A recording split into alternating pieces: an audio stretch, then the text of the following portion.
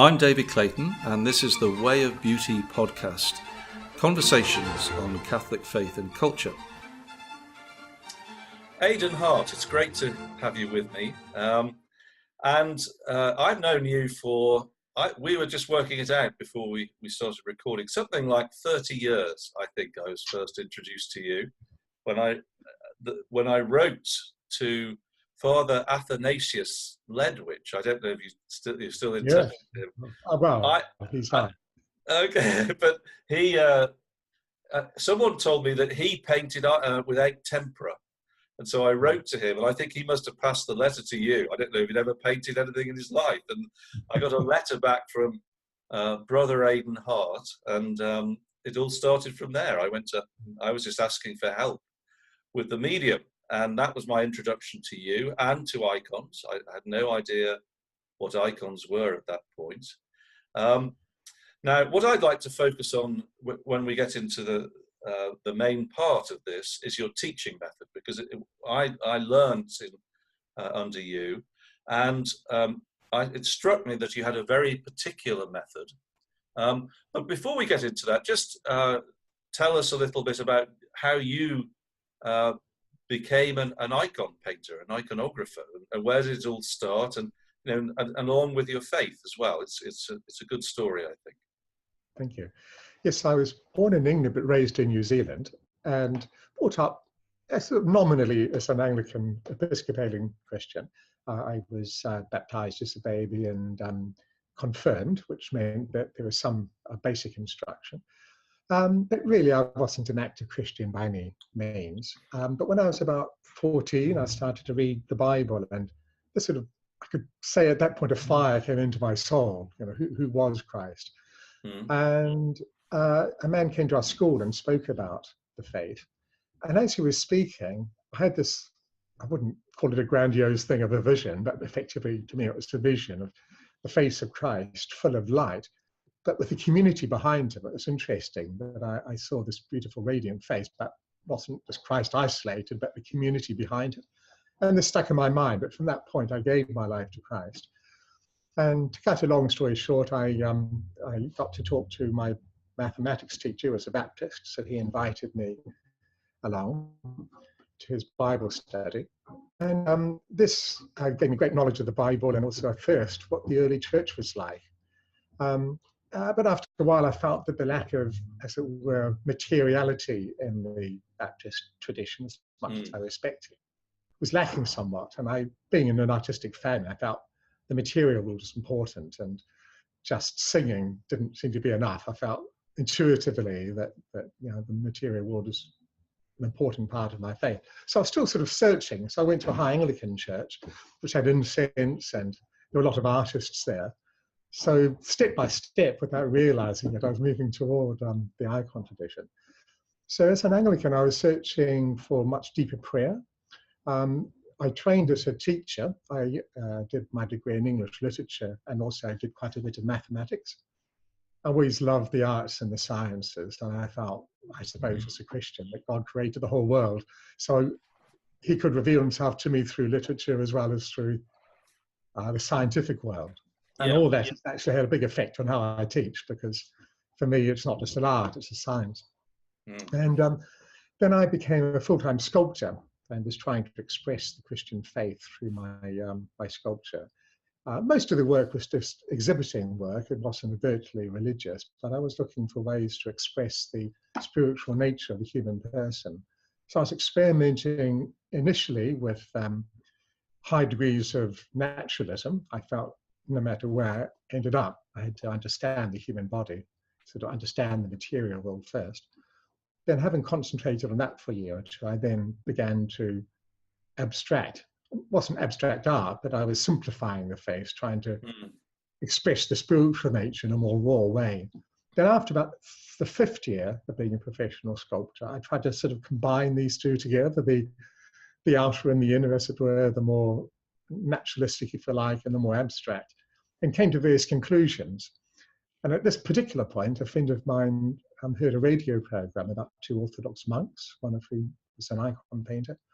So having spent a few days there, Ralph came back and said to me, I think you should go and visit this monastery, because I think icons do what you're trying to do in your sculpture. So I went down and was immediately taken by the icons. I thought, this is what I've been looking for. And as I mentioned, I've been looking for deeper prayer. And I was really taken by the whole Orthodox tradition of the follicular and inner prayer. So within a few months, I decided to become Orthodox. I felt, well, here's the early church. Going back to my Baptist time, I felt the Orthodox faith was sort of rooted in the early church. So all these things came together for me: prayer, the art, if you like, and the icon.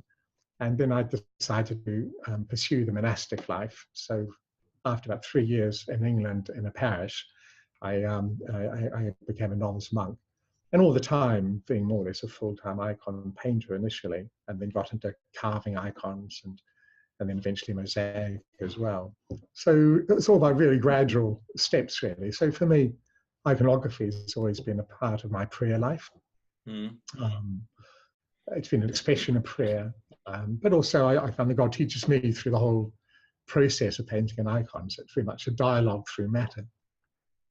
That's interesting, because you stress that, but what struck me about the icons are part of the prayer life, but your approach to that when you talk about it is not precious, if you know what I mean. It's especially the painting of it. You know, you're extremely. You tell us we have to think, we have to learn the skills. The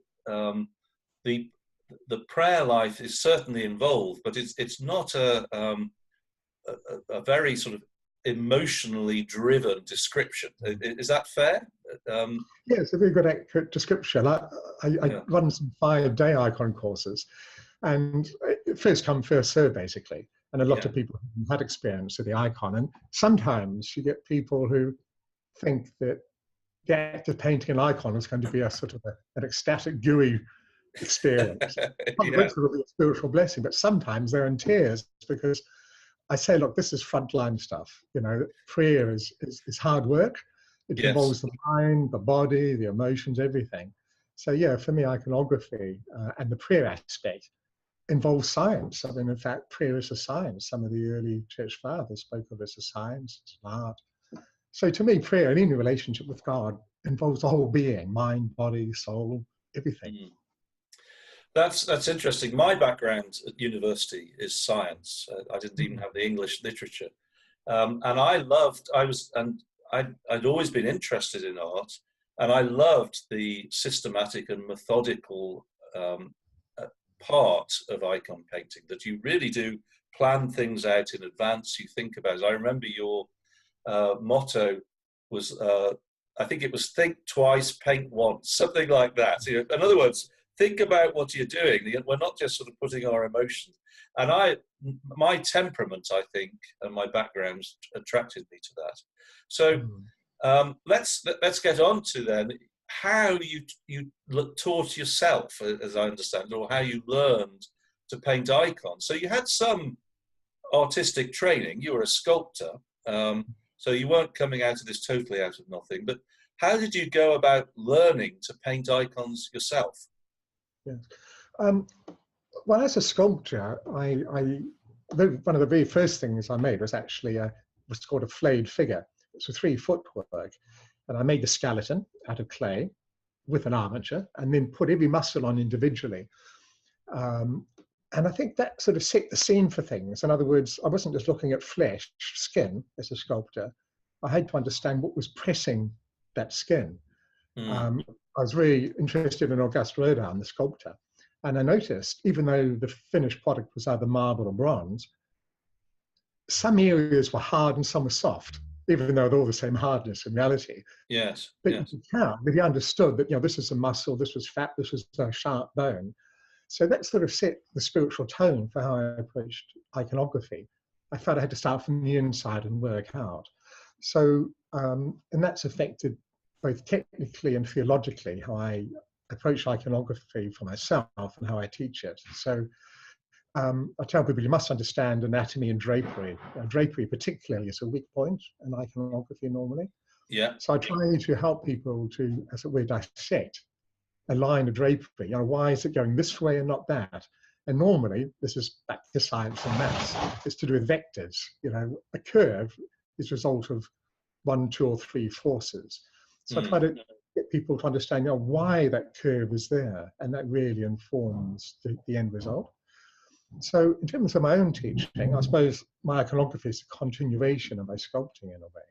So the abstract nature of icon painting, as Brancusi said, simplicity is complexity resolved. Simplicity is complexity resolved. So my knowledge of anatomy and drapery was a way of trying to resolve the complexity. So I had an right then to be more abstract, to simplify. So the first step, I suppose, as an icon painter and carver, was to try to immerse myself in the icon tradition to see how they simplified the complexity, to try to bring out the spiritual, because I realized very quickly that the icon tradition is depicting the inner and the outer. So the abstract nature of the work was actually not for its own sake, but to indicate hidden spiritual truths. So the first teacher was just good icons. I've just studied them and always ask why, you know, why like this and not like that. I had very detailed notes from one of the leading icon teachers, Leonard Ouspensky. He was a Russian who lived in France. And one of his last students used to visit our parish in Bath quite a lot. And he gave me all his notes from Ouspensky. Wow. So you could say my first teacher was Leonard Ouspensky by these quite detailed notes. And then it's primarily just analyzing good icons, really, and trying to understand why they work. When I met iconographers, I would pick their brains. Then later on, I began to search out and study the works of conservators. So with modern equipment, these conservationists who analyzed icons could tell you what pigments were used, how they layered up in the old days, the paints. Yes. They are my 3 main sources, really. Notes from good iconographers, observation of good icons, and modern science, really. Right. That's interesting that it's, as you describe it, this is analytical. You've obviously got a mind that is disposed to looking at things and analysing and then synthesizing. To come back to that statement, simplicity is complexity resolved. That'll be one of the leading quotes, I think, for this when I push it around on social media. But the resolving of the complexity, another way of thinking about that perhaps is the synthesis of all analysis is great. You break things apart and look at it. That's the scientific process. But something that's often forgotten is the way in which you put it back together again is not just a simple sum of the parts. You have to have an understanding of what that whole is. And I was, as you were talking, I was thinking you had that because you were studying and reading as well, and making sure that you knew how to do that. Okay, so first of all, am I summarising correctly? Does that sound about right? Any comments? We've been talking largely about the technical aesthetic side, but I would say one of the central means of synthesizing is to know your theology, to live the life of the church. Yes. Because making an icon is the result of thousands of little decisions, and each decision must be informed ultimately spiritually. So it's a bit like you can tell the difference between a sculpture or painting that's a portrait painted from photographs and one that's painted from life. When we're with the actual person, their personality, consciously or unconsciously, helps to make those little decisions because of the force of their personality. Makes it clear we will emphasize this or leave out that. Whereas from a photograph, it's just almost a tech process of transferring freckle to freckle or nose to nose. So I think knowing your theology in the fullest sense, not academic theology, but knowing Christ and knowing the life of the Holy Spirit in the church is the ultimate means of knowing how to simplify, because the word abstract means to draw out. We tend to think of abstract as a departure from reality, but the original meaning of the word abstract, the Latin word, is to draw out. So we're drawing out what is existing but invisible. So if I were to do a portrait of you, I've got to draw out your personality, the invisible. So I'd abstract to actually make that more evident. So abstraction is based on objective truth, which for an icon painter is the life of Christ and the Holy Spirit and the people we're painting.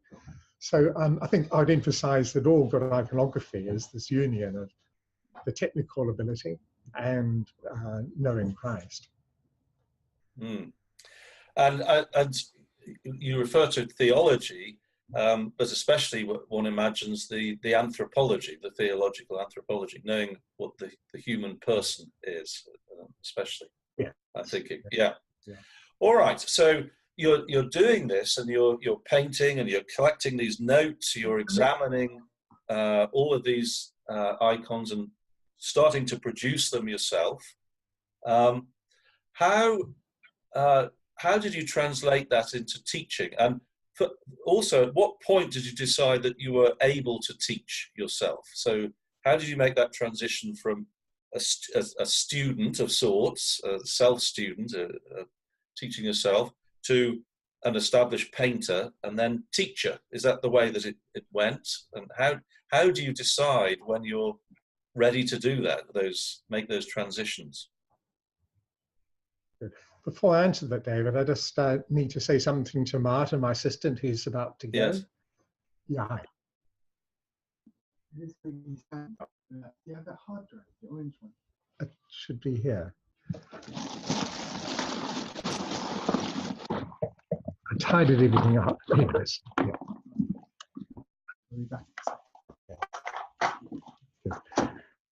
Okay, that just shows that we're live. So we've been finishing quite a large. Yeah, that's right. It's a real thing. Good. Yeah. So,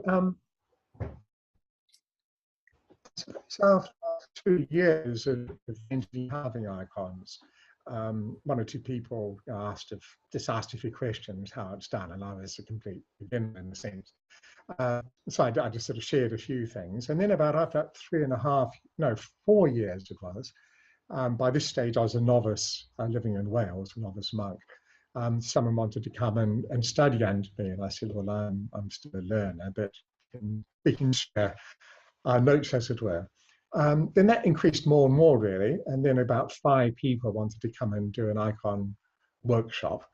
So it was a bit chaotic. I just said, well, you just bring what you want to paint. I might say something that might be useful or may not be, so it was quite informal. Then after doing that, well, once a year for 2 or 3 years, two students said, well, we make this more of a formal thing. This I wasn't charging any money and had to do everything else at the same time, all the prayers and cooking and that. So some of them got together and said, well, if we organise the administrative side, can we make this a more regular thing? So then I realised, goodness, this is getting a bit more serious. So that's when I had to sort of work out a methodology. In the end, I decided it must be me demonstrating an icon, and we all painted the same icon. So it could be a bit more ordered. So I started writing and formally, and then really through pressure from others, had to formalize the teaching more. I mean, I'm still a student. I don't consider myself a teacher so much. It's just someone who's handing on what I've learned, but I'm still very much on the road to learning. I've been full-time painting about 35 years, but I'm learning the whole time. And my sort of master, I feel, in terms of inspiration is Aidan Hart. He's a Russian contemporary iconographer. So the last 20 years studying his work has made me realize, look, I've decided I'm at the intermediate stage. So I would emphasize that I don't feel that I've transitioned from being a student to a teacher. I'm teaching, but I'm still a student very much. Right. So that's interesting. As I'm listening to this, what I hear is you're doing it, and then people are noticing this and asking you questions. Presumably, some of them are asking you to paint things for them and commissioning work. And what is happening here is that it's the quality of what you do that is generating the interest. So I'm reminded of, again, when I first met you, I was interested in trying to create an art school. I've talked about this early on, because particularly in the Catholic world, there were huge gaps. I couldn't find anywhere to train. And when I asked you about it, you said, well, what do you have to do? You have to get everything right, the ideas right, the methods, and then once you've got something to offer, one way or another, by the power of the Holy Spirit, almost, people will come. And the way I remember the phrase you used, you said it's like bees around honey. That the people come to you if you've got something to offer, and that seems to be what's happened with you. That really you weren't pushing to do this. It's sort of people were asking you about it, and then you responded to the requests by focusing first on just being good at what you're doing. And I'm going to suggest beauty, through the beauty of what you do, that is ultimately what calls people in. Is that fair? Yeah, I suppose so, yes. I suppose, even though I'm not a monk, obedience is the heart of the monastic life, and I felt that that should be the heart of every Christian's life. In a monastery, it's obedience to the abbot or the abbess. But for an icon painter or any Christian in the world, it's obedience to the needs of others, as it were, the obedience to what people are asking of you. And I suppose that was the end of obedience. The word obedience in Greek means to listen intently. Epikoi means to listen intently.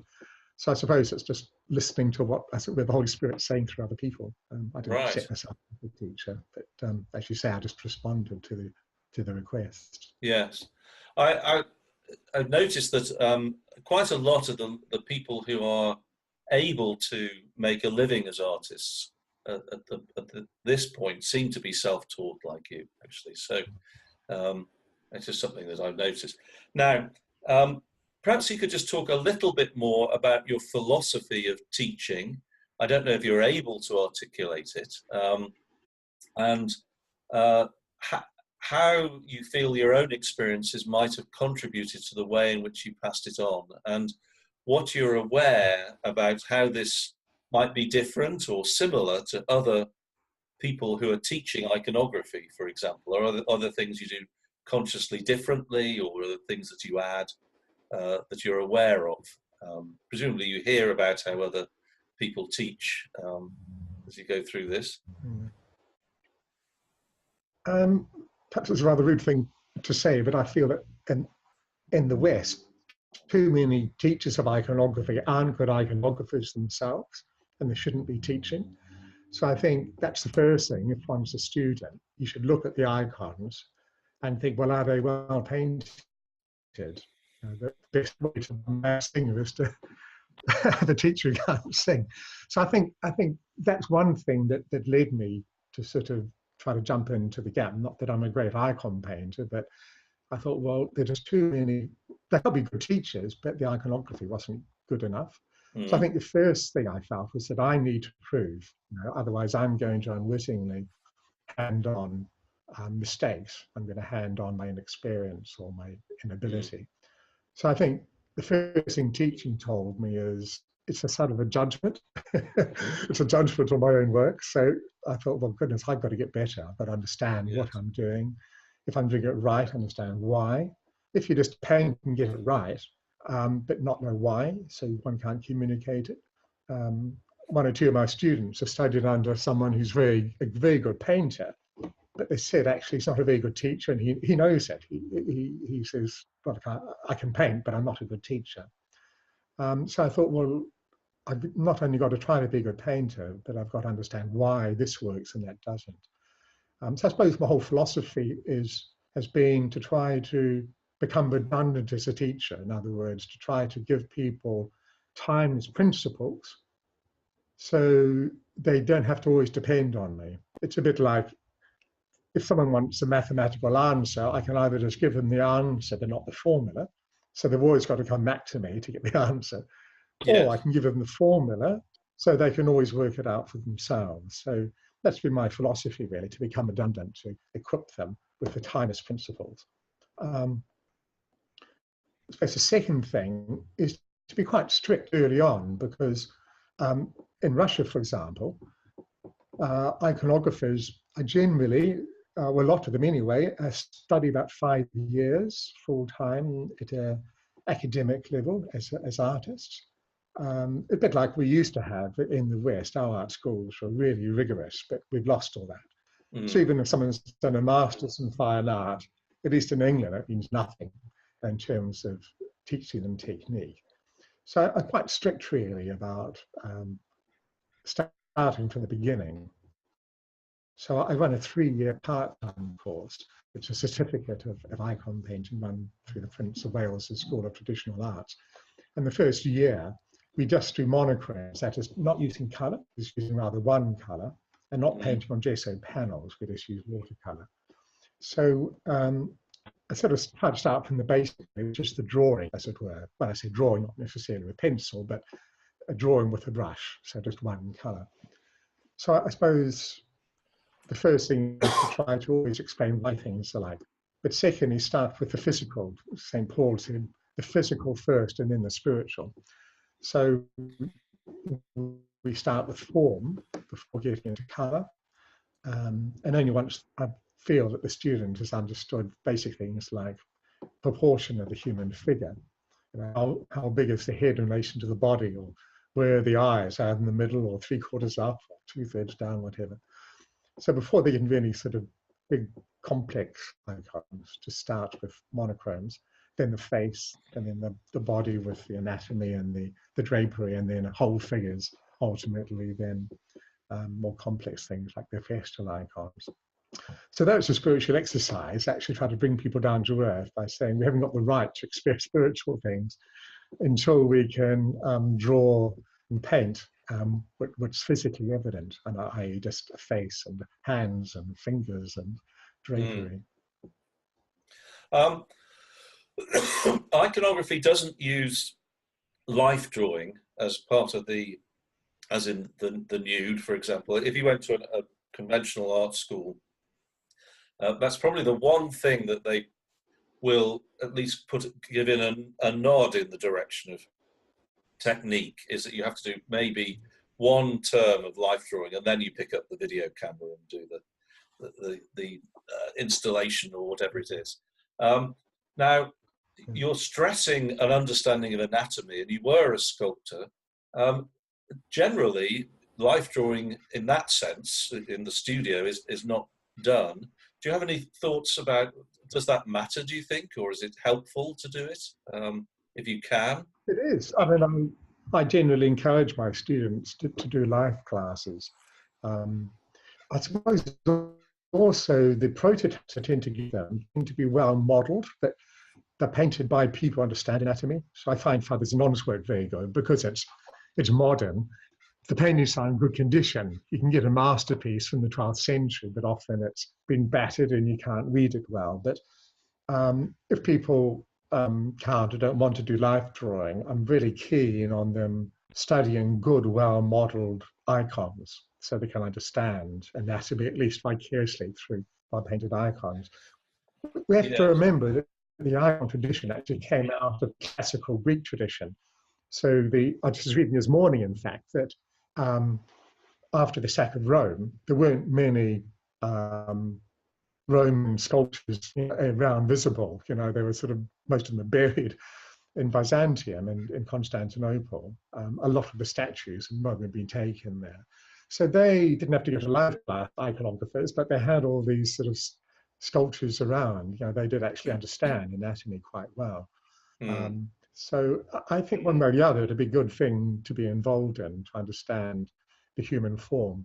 Even though probably an icon school wouldn't have life class, I think I always encourage people to go to them. Right. It's interesting. I'm just sort of in discussion with people about whether it is necessary. But you're saying that traditionally, because of course the Greeks, one presumes that, and the Romans, they were looking at the human form and the nude, and that's where they got their statues from. So one way or another, that is the source of this. And the thing that I always remember you doing when I was in your classes was this point of stressing the understanding, particularly with regard to drapery. I actually did a year of naturalistic drawing. I studied in Florence in an atelier there, and studying the academic method, and we had daily life drawing.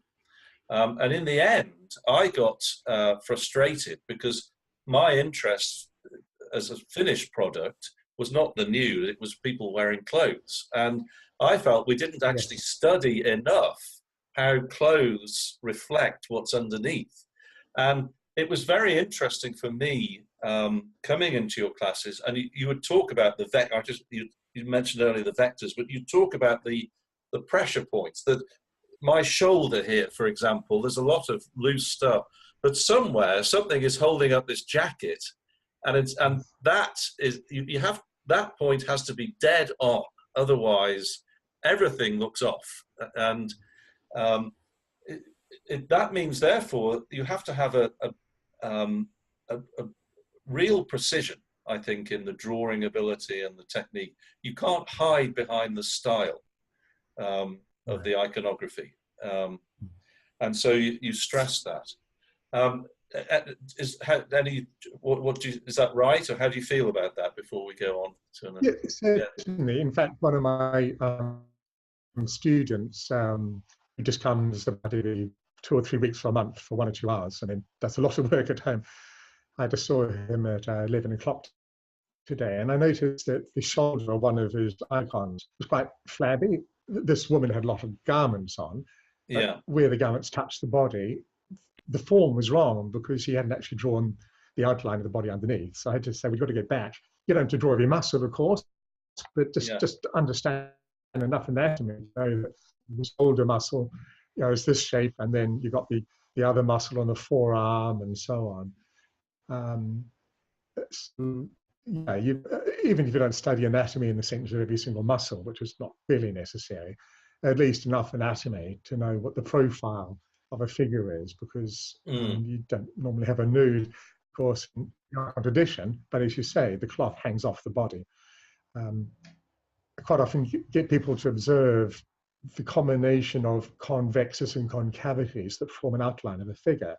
And normally people look once and paint 3 times. So as you were saying earlier, I often say, think twice or look twice and paint once. So what initially appears to be just a single curve might actually be 5 different curves all combined: concave, convex, straight, etc.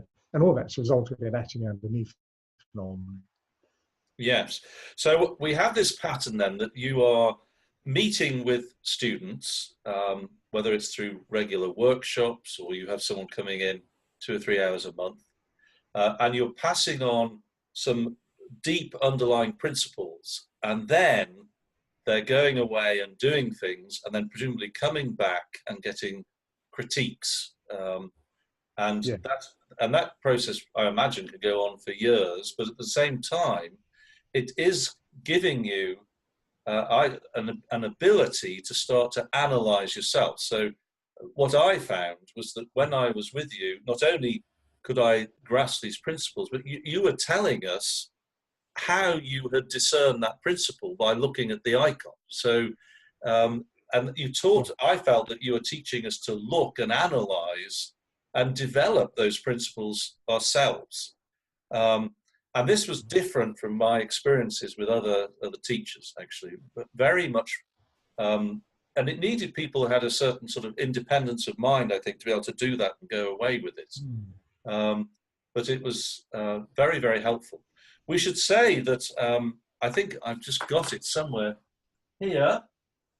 Yeah, so I'm just going to run and get, of course, there is this book, which I would recommend. This is Aidan's book, The Techniques of Icon and Wall Painting, which I'm going to say is the best instructional art book I have ever seen, and really should be read by people regardless of whether iconography is their is the style in which they're working, because you outline in that in great detail these principles and in exactly the way you've described, how you discern it, what the principle is, and then how it can be applied in different areas. And it's extremely thorough. So it's published by Gracewing, and you can get it online. So I just want to recommend that to anybody who wants to learn art in conjunction with all their classes.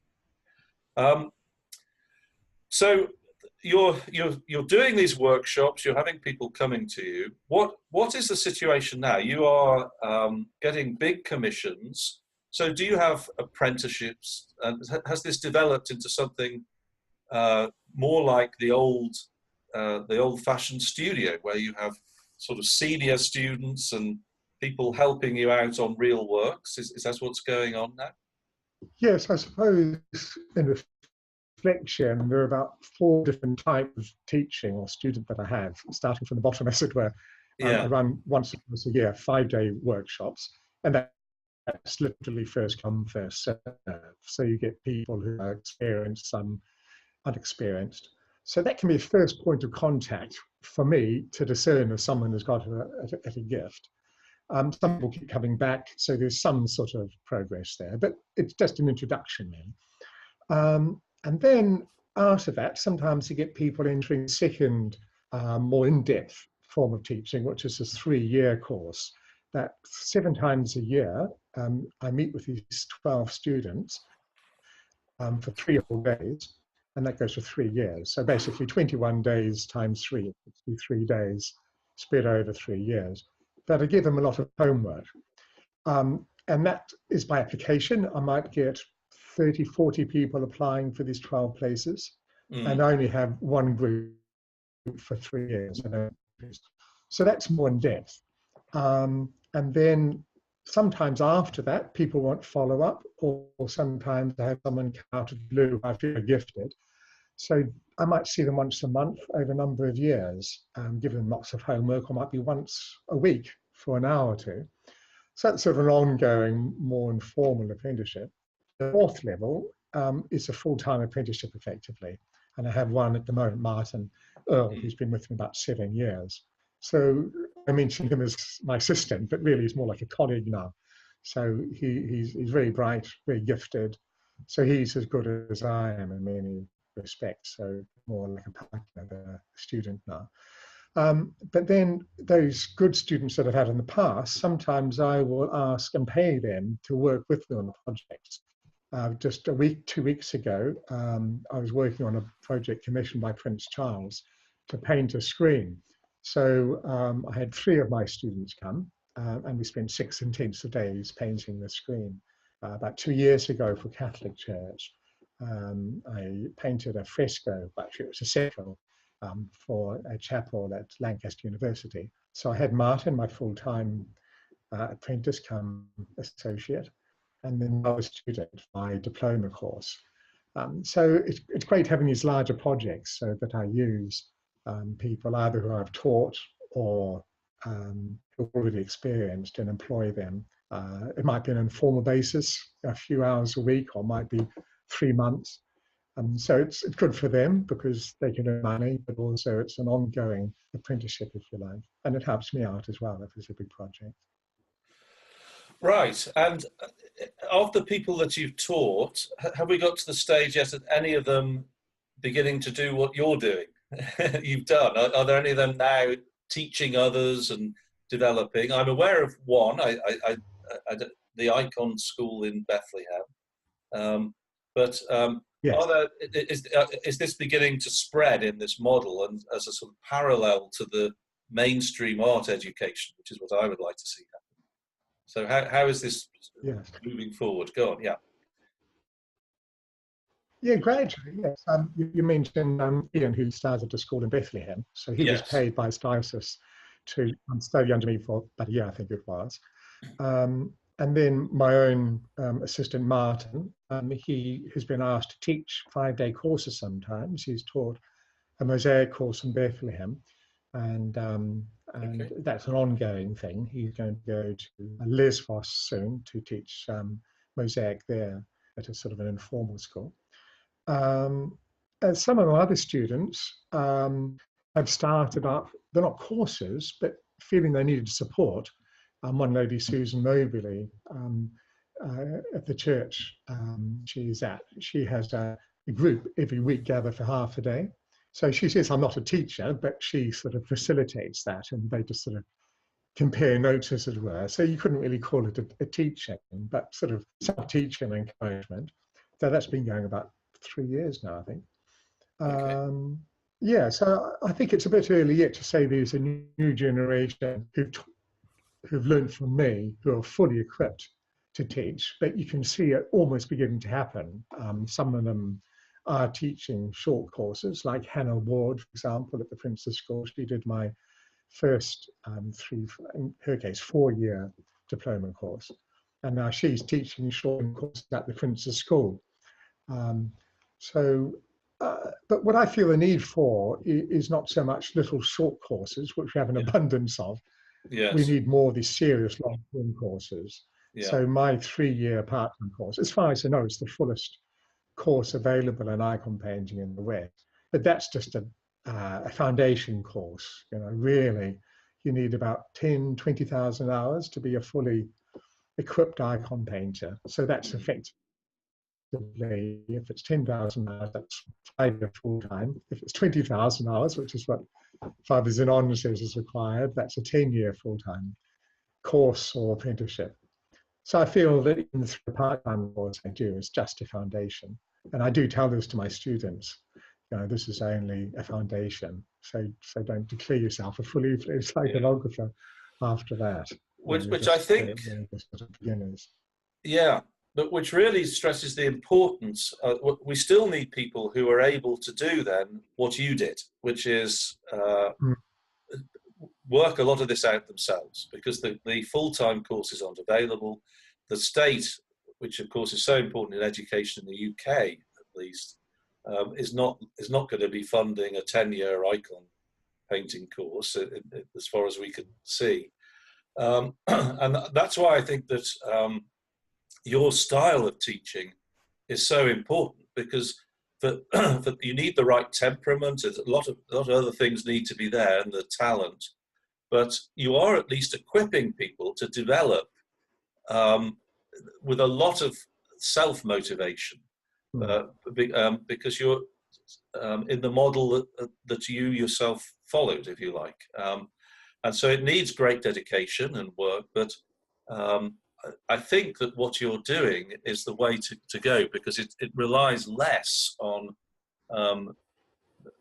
it's a way that we can go from where we are now, is what I would say. That you've got to start from where you are, and just hoping that somebody's going to donate millions and millions of pounds or dollars and establish it. It can happen, but probably it doesn't. These things start gradually, and they start with people doing things. And so I think that is the model for the future. Certainly, that's in the areas in which I've been involved.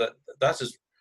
I don't know if you were aware that I was looking at the way you were teaching like this, but I was analysing as much what you were doing as what I was learning, because I was interested in understanding how art could be taught. And you know, my goal was to try and bring people together who could work in that way. And so, first of all, I just want to thank you for being so generous. I should say that that first letter that I wrote to Father Athanasius, in which he obviously looked at it and thought, I don't know why this guy has written to me. And I still can't remember why his name was mentioned. He wasn't an Orthodox guy.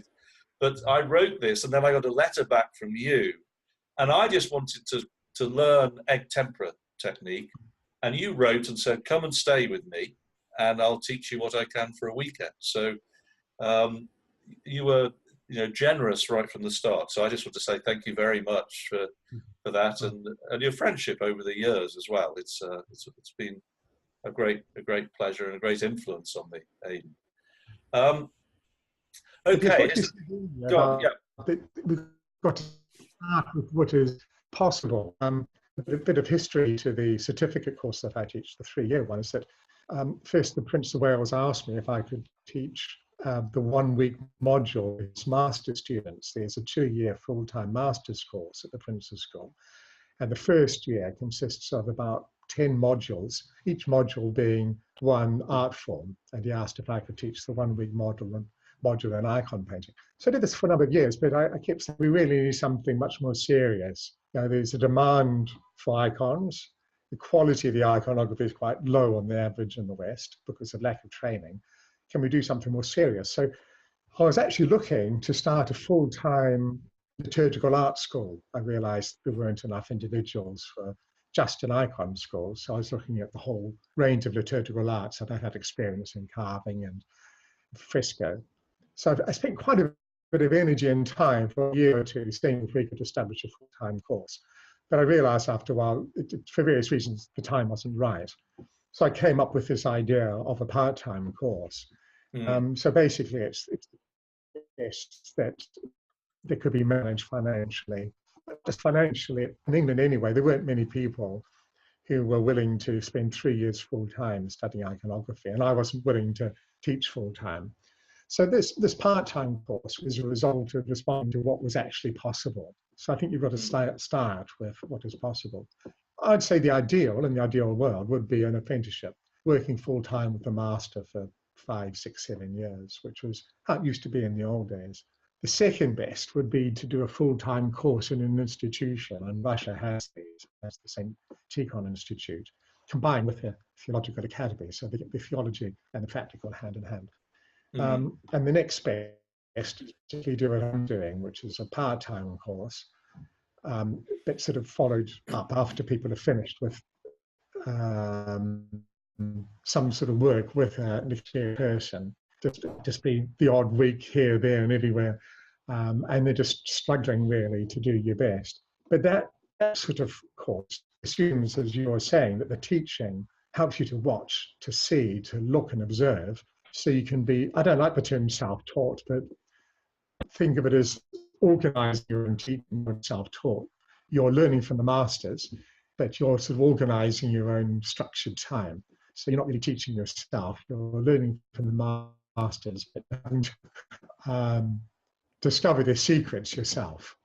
Yes. So I think the way that I, having to teach, is born out of the fact that people can't actually spend much time with me. They can't watch me paint a lot. So I've got to try to help them to see and study the masters. So that's the reality of it. So I've got to actually say, deal with what the situation actually is, which is part-time courses and training people to learn the secrets by observation, by analysis, really.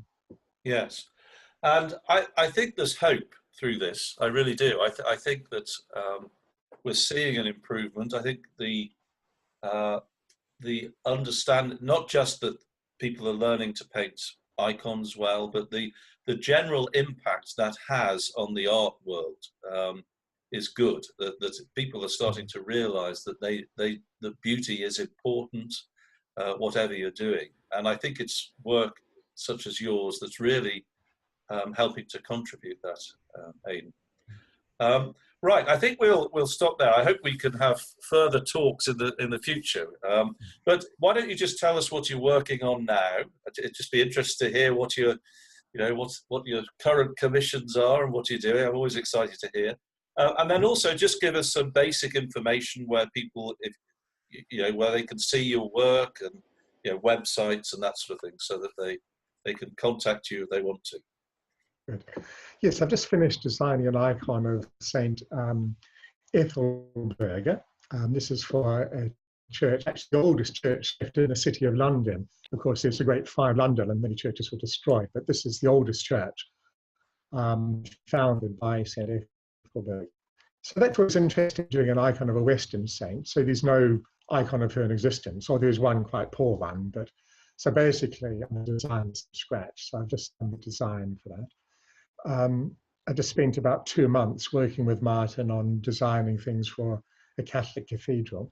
And this is stone carving, the wood furniture, wall painting, fresco probably, and so on. I'm just going to come in there. So a Catholic. I did this. Yeah. You mentioned it's a Catholic cathedral. That's encouraging that the Catholics are actually interested. Good. So the standard of the art in the Catholic cathedrals will be improving too. So yeah, carry on. Sorry. Well, I think that about a third of the commissions are from Anglican churches, and a third from Catholics, and a third from Orthodox. So okay. I don't know about America, but certainly in Britain, they're flourishing. Great. Yeah. Great. That's good news. And in terms of seeing my own work, aidanharticons.com is my main website. But for my mosaics, I have aidanhartmosaics.com. And then for my sort of more general furnishings, there's aidanhart.co. So various websites, but you can access all of those through aidanharticons.com. Okay. .co.uk, I presume. No, .co. .co. Oh, right. Okay. All right. There we go. Also, this has been a great advert for Martin Earle. First of all, his name is appearing on the screen, obviously using his computer. So, and you mentioned that he's. So we will. I hope Martin gets some commissions out of this as well. If people start looking at his work. Yeah, no, he's very good. Very good. Okay. All right, Aidan. That's terrific. Lovely. I think we'll stop there. Great to talk to you, and let's do it again sometime. You've been listening to the Way of Beauty podcast, conversations on Catholic faith and culture. If you enjoyed this episode, then please give us a 5-star review on iTunes. This will help others to find it too. Also, if you're interested in delving more deeply into the material that we discuss, you can do a course at the Pontifex University website. That's pontifex.university.